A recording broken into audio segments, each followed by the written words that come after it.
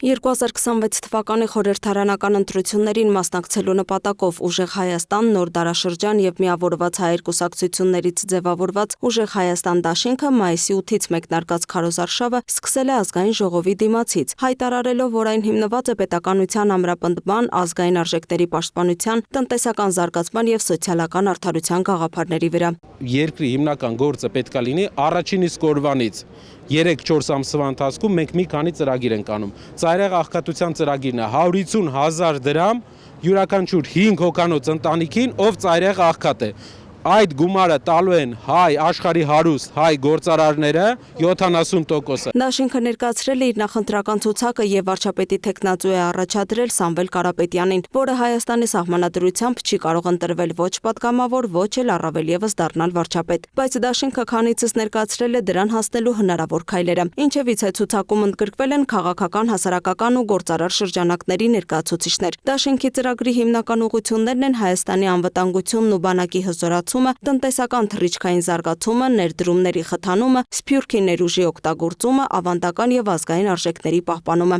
Ինչ վերաբերում է օրերս համացանցում ընտրակաշառքի վերաբերյալ հրապարակված ձայնագրություններին, նշվում է, որ այդ դեպքում գործում է անմեղության կանխավարկած եւ դեռ պետք է նախաքննությունը պարզի, արդյոք դա իրական է։ Ով է հաստատել, որ այս ձայնագրությունները հավաստ են։ Ով է հաստատել, որ այդ ձայնագրությունների մեջի մարդիկ մեզ հետ առնչելի մարդիկ են։ Ով է հերքել, որ հնարավոր է ինչ-որ սադրիչներ են կազմակերպել այդ ձայնագրությունները։